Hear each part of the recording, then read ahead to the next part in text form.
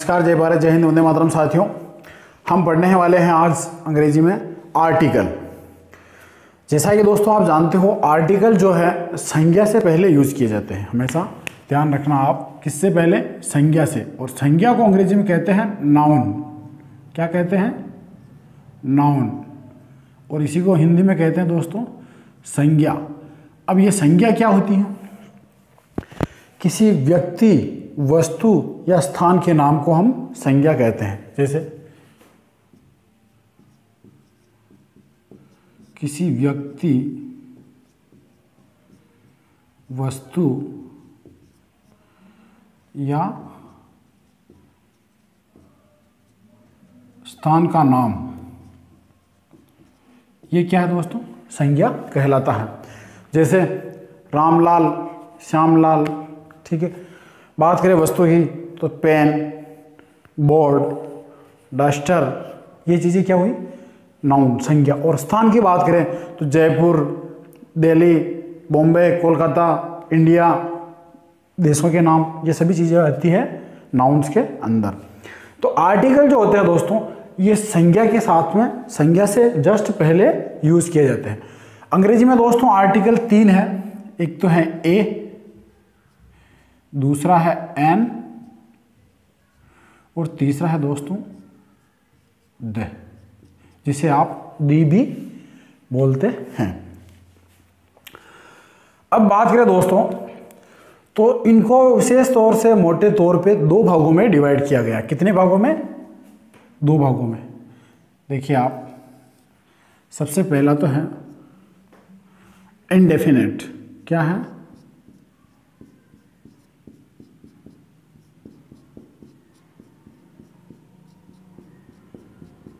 और दूसरा है दोस्तों डेफिनेट।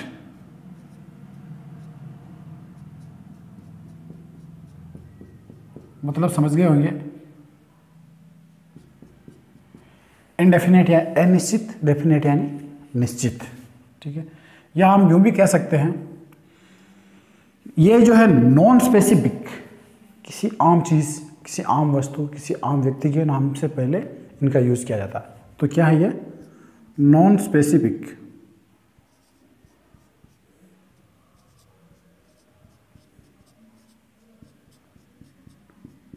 और ये जो ये है दोस्तों, ये यूज होते हैं स्पेसिफिक, किसी विशिष्ट, किसी विशेष वस्तु, व्यक्ति या स्थान के आगे।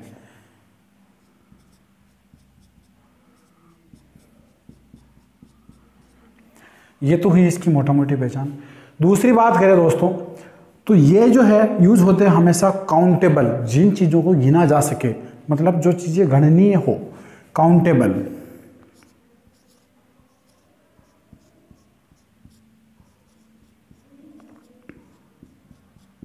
काउंटेबल नाउन लिख दो यहां।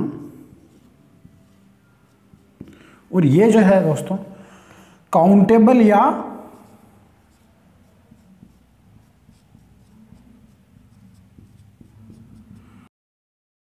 अनकाउंटेबल।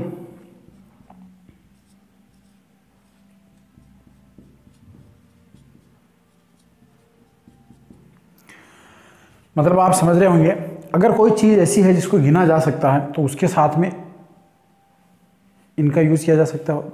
कोई ऐसी चीज है जिनको गिना भी जा सकता है और नहीं भी गिना जा सकता, तो ये दोनों के साथ यूज किए जाते हैं। इसमें आता है दोस्तों आपका ए और एन। ठीक है। और इसमें आता है आपका दी या दे, जो भी है आप कहते हो। तो स्पष्ट है, आपको समझ में आ गया होगा। एक तो ये इनडेफिनेट, अनिश्चित है। ठीक है। नॉन स्पेसिफिक और काउंटेबल नाउन के साथ ये यूज किए जाते हैं। डेफिनेट किसी निश्चित, स्पेसिफिक किसी विशिष्ट, काउंटेबल या अनकाउंटेबल की गणनीय या अगणनीय कोई सी भी चीज हो, कोई सी भी संख्या हो, उसके साथ में जो है इनका यूज किया जाता है। अब लेते हैं कुछ उदाहरण, जिनसे कि आपके सभी डाउट क्लियर हो जाएंगे।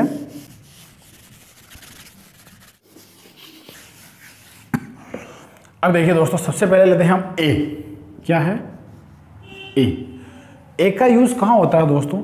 इसका यूज होता है हमेशा कॉन्सोनेंट के साथ। ठीक है। कॉन्सोनेंट को हिंदी में हम क्या कहते हैं? व्यंजन। क्या है? व्यंजन।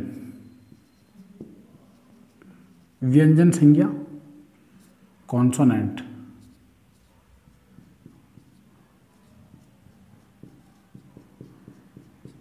कॉन्सोनेंट नाउन के साथ में जो है ए का यूज किया जाता है। और बात करें दोस्तों एन की, तो ये जो है स्वर, जिन्हें हम हिंदी में स्वर कहते हैं, उनको अंग्रेजी में वोवेल्स कहते हैं हम।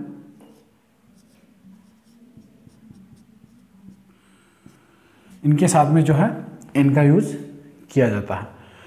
अब देखिए व्यंजन कौन से हैं और स्वर कौन से हैं। अगर अंग्रेजी की बात करें दोस्तों, तो अंग्रेजी में स्वर है ए, ई, आई, ओ और यू।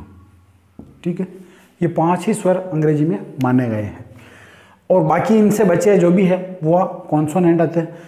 और बात करें हिंदी की, तो हिंदी में ऐसे लेकर अह तक के जो स्वर हैं ये स्वर माने गए हैं और इसमें कैसे लेकर के आपका जैसे ज्ञानी वाला यहाँ तक के जो है कॉन्सोनेंट है। अब देखिए अगर कोई भी नाउन, कोई भी संज्ञा, किसी व्यक्ति, वस्तु या स्थान का नाम जिसका पहला कैरेक्टर वोवेल हो, स्वर हो, तो उसमें एन लगता है। लेकिन ध्यान देने की बात यह है कि यहां इसका मतलब यह नहीं कि ऐसा हर वर्ड जिसके पहले यह स्वर आते हैं उसमें एन लगेगा। इसमें शर्त यह होती है कि जो शब्द है, जो नाउन है, उसका जब हम प्रोनाउंस करेंगे, उसका जो स्वर निकलेगा, उच्चारण करेंगे, तो उसके स्वर का पहला अक्षर स्वर होना चाहिए। उस नाउन का पहला अक्षर या उसका जो उच्चारण है वो पहला स्वर होना चाहिए। ठीक है, और इसका मतलब यह है कि चाहे वो ऐसी नाउन भी हो सकती है जिसका पहला कैरेक्टर ये वोवेल हो, लेकिन उसका उच्चारण कॉन्सोनेंट की तरह होना चाहिए। देखिए जैसे आप उदाहरण लेते हैं हम, एलिफेंट, ठीक है, एक ले वो आप अम्ब्रेला,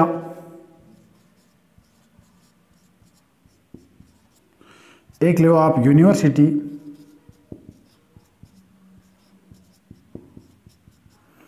एक ले वो आप ऑनियन, एक ले वो आप हावर, ओवर,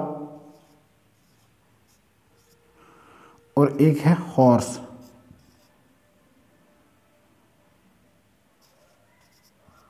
ठीक है, हॉर्स। अब देखिए आप, इसका उच्चारण क्या है, कौन प्रोनाउंस क्या है, एलिफेंट। क्या बोलते हैं हम इसको, एलिफेंट। अब इस एलिफेंट में पहला जो स्वर है, पहला जो कैरेक्टर है वो ए आया है, और चूंकि हम जानते हैं कि ए का उच्चारण वोवेल्स में आता है, इसलिए इसके साथ में लगता है दोस्तों एन। ठीक है, बात करें इसकी, तो इसको क्या बोलते हैं, अम्ब्रेला। ठीक है, क्या बोलते हैं, अम्ब्रेला। अब अम्ब्रेला, चूंकि इसमें भी पहला जो कैरेक्टर है वो स्वर आ रहा है, ठीक है, वोवेल है, तो इसमें भी हम लगाएंगे एन। ठीक है, अब ये लीजिए आप, ये क्या लिखा है, यूनिवर्सिटी। ठीक है, इसको लिखते हैं दोस्तों यू,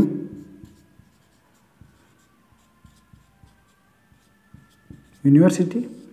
अब देखिए आप, इसका पहला कैरेक्टर यू ये आया है, चूंकि यू इसमें ध्वनि आती है दोस्तों वाई की, ये की, इसमें क्या आ रही थी, ए की, इसमें ए की आ रही थी, इसमें भी ए की आ रही थी, लेकिन इसमें चूंकि ये की ध्वनि आ रही है वाई की, तो ये क्या हुआ, ये स्वर नहीं है, ये व्यंजन है, और व्यंजन है तो हम लगाएंगे ए, तो इसमें लगता है पहले ए। ठीक है, उसी प्रकार ये लिखा हमने यहां ऑनियन, क्या है, ऑनियन। ठीक है, अब इसका पहला कैरेक्टर क्या है, वोवेल है, तो ओ है, तो यहां आ जाएगा एन। ठीक है, अब ये लिखा अपन ने हॉर, इसको इंग्लिश में बोलते हैं दोस्तों हम, इसका उच्चारण होता है ओवर, आवर। ठीक है, चूंकि आप देख पा रहे हैं इसका भी पहला कैरेक्टर जो है वोवेल है, समझ रहे हैं आप, स्वर हैं, चाहे यहां एच कॉन्सोनेंट है लेकिन इसका प्रोनाउंसिएशन क्या होता है, ओवर, तो ओवर का क्या लगेगा, यहां क्या लगेगा, एन। और ये क्या है, हॉर्स, क्या है, हॉर्स, और हॉर्स को लिखते हैं हम इस प्रकार,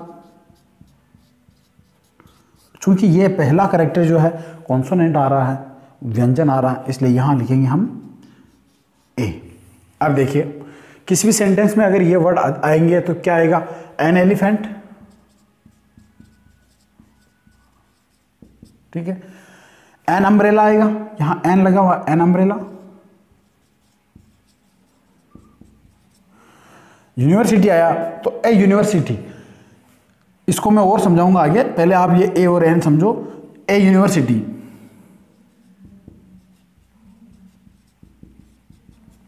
ठीक है। वापस ओनियन आया, ओ आया, इसलिए एन लिखा तो एन ओनियन। हावर, ओवर, ओवर को एन ओवर। हॉर्स आया तो ए हॉर्स, ठीक है। तो इस प्रकार हमने देखा ए और एन का यूज कैसे हुआ, वोवेल के साथ में एन और कॉन्सोनेंट के साथ में ए। कुल मिला के जो भी शब्द हम बोलने जा रहे हैं उसका पहला कैरेक्टर जिसकी ध्वनि वोवेल हो तो एन, और अगर वो स्वर हो या सॉरी व्यंजन हो या कॉन्सोनेंट हो तो ए लगेगा। अब लेते हैं दोस्तों दी। दी का यूज कहां होता है और उसको दी कहेंगे या दे कहेंगे।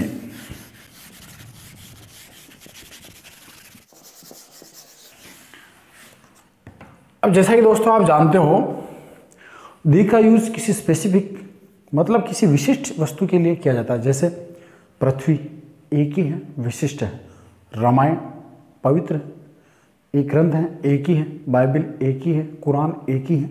उसी प्रकार से यूनिवर्स ब्रह्मांड एक ही है, गंगा एक ही नदी है, ठीक है। कोई किसी देश का नाम आ गया जैसे फ्रांस, अमेरिका, तो इनके साथ में मतलब एक ही है, यूनिक है, तो वहाँ दी लगता है। प्लस दूसरी विशेषता क्या है इसकी कि ये काउंटेबल और नॉन काउंटेबल दोनों के साथ में यूज किया जाता है। जैसे स्टार्स, स्टार तारे, अब तारे अगणनीय है, अनकाउंटेबल है, तो वहाँ भी ये यूज किया जाता है। देखिए जैसे the earth,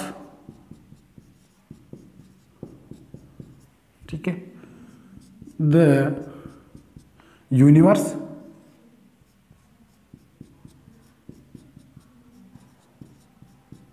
the universe, the Ganga,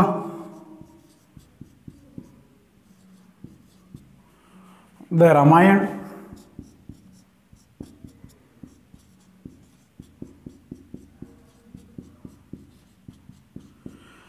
अब होता क्या है दोस्तों, इस दे का यूज भी दो प्रकार से किया जाता है। कैसे, देखिए आप, दे जिसे हम कहते हैं दे, एक जगह तो हम इसको लिखते हैं दोस्तों दे, इसका उच्चारण होता है दे, और एक जगह लिखते हैं हम इसको दी, उच्चारण करते हैं हम इसका दी। समझना आप, अब दे कहां बोला जाएगा और दी कहां बोला जाएगा। अब देखिए यहां लिखा हमने द अर्थ, लेकिन दोस्तों ये गलत है, ये द अर्थ नहीं है, ये है दोस्तों दी अर्थ, दी अर्थ। द यूनिवर्स, ये द यूनिवर्स। यहां लिखा हमने द गंगा, तो ये क्या है दोस्तों, ये द गंगा ही है, द गंगा। और द रामायण, ये क्या दोस्तों, ये द रामायण ही बोला जाएगा। ऐसा क्यों, ऐसा इसलिए दोस्तों कि अगर जो नाउन है उसका उच्चारण, उसका प्रोनाउंसिएशन किसी वोवेल से हो रहा है, किसी स्वर से हो रहा है, तो उसके साथ में जो है इसको दी बोला जाता है। और अगर उसका प्रोनाउंसिएशन किसी कॉन्सोनेंट मतलब किसी व्यंजन के साथ हो, व्यंजन से हो रहा है, तो उसको द बोला जाता है। तो दी, द कहाँ लगता है, द लगता है कॉन्सोनेंट।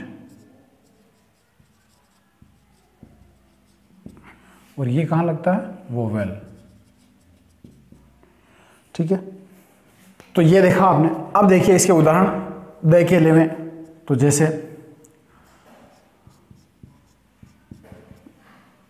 द रिवर, ठीक है। लेकिन यही अगर यहां किसी नदी का नाम होता या कोई वोवेल से स्टार्ट होने वाला होता तो वो अलग होता। जैसे द अर्थ,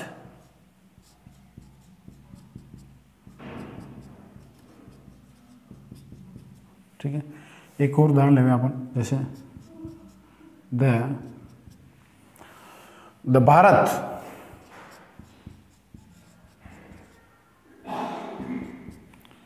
भारत। लेकिन दोस्तों यही द इंडिया,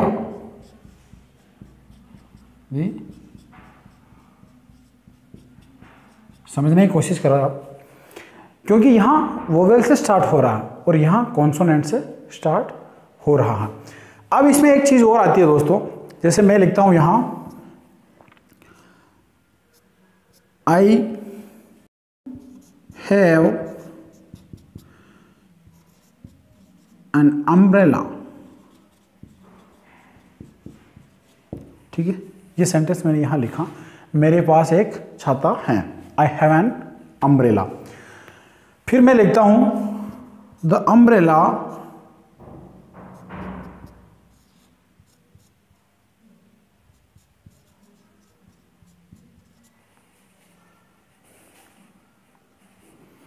इज ओल्ड,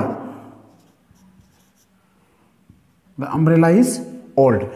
अब देखा आपने कि यहां मैंने अम्ब्रेला के पहले एल लगाया और यहां मैंने अम्ब्रेला के पहले दे लगाया, क्यों? अब देखिए, अब मैंने यहां बात की अम्ब्रेला की, एक छाते की, कि मेरे पास एक छाता है, तो वो एक नॉर्मल सी चीज है, नॉन स्पेसिफिक है, छाता सभी के पास हो सकता है, कुछ भी हो सकता है। लेकिन यहां मैंने दे इसलिए लगाया क्योंकि जो अम्ब्रेला मेरे पास है उसकी बात कर रहा हूं मैं, वो ओल्ड है, ठीक है। द अम्ब्रेला इज ओल्ड, जो मेरे पास छाता है उसकी बात कर रहा हूं और वो पुराना है, तो वो एक स्पेसिफिक छाता हो गया, इसलिए यहां मैंने लगाया द। एक सेंटेंस और लेते हैं, जैसे आई saw an old man, ठीक है। आई saw an old man, मैंने एक जो है बूढ़े आदमी को देखा। तो द ओल्ड मैन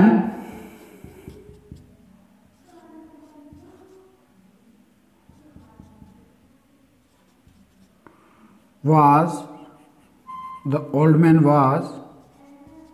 sleeping, ठीक है। The old man was sleeping. अब देखिए आप, यहां मैंने लिखा कि I saw an old man, मैंने एक बूढ़े आदमी को देखा, और मैं यहां लिख रहा हूं the old man was sleeping, वह बूढ़ा आदमी जो है सो रहा था, ठीक है। तो यहां मैंने दे लगाया, ठीक है। क्यों लगाया दे? क्योंकि बूढ़ा आदमी तो और भी हो सकता है, लेकिन मैं जिस आदमी की बात कर रहा हूं वो एक स्पेसिफिक हो गया, इसलिए यहां मैंने द लगाया। अब इसको दे बोलेंगे या दी बोलेंगे, क्या बोलेंगे, ये आप समझ गए होंगे। The old man, the umbrella, क्योंकि यहां वोवेल यूज हो रहा है। जैसे हमने स्टोरीज पढ़ी है बचपन में कि once upon a time there was a fox, once upon a time there was a crow. जैसे एक सेंटेंस लेते हैं हम, तो देयर वाज ए फॉक्स, ठीक है।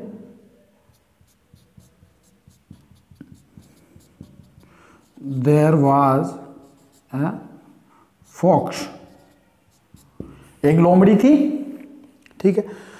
The fox is hungry, the fox was hungry, the fox was hungry. यहां देखिए आप, यहां भी मैंने दे लगाया क्योंकि मैं उस लोमड़ी की बात कर रहा हूं जिसकी हम बात कर रहे हैं, और भूखी लोमड़ी जो है वो है जिसकी हम बात कर रहे हैं। यहाँ एक लोमड़ी थी जो कि भूखी थी, तो ये जो भूखी लोमड़ी थी उसके लिए वो स्पेसिफिक हो गई, इसलिए यहाँ दे का यूज हुआ। तो यहाँ तो बोलेंगे हम इसको दे, और यहाँ बोलेंगे हम इसको दी। फर्क जो है आपको स्पष्ट पता चल गया होगा। एक और लेते हैं, जैसे he has a horse,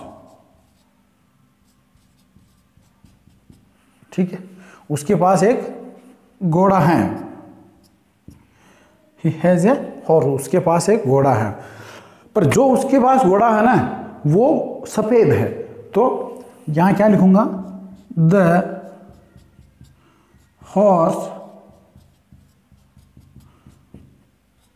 horse is white, मतलब वो जो घोड़ा है वो सफ़ेद है।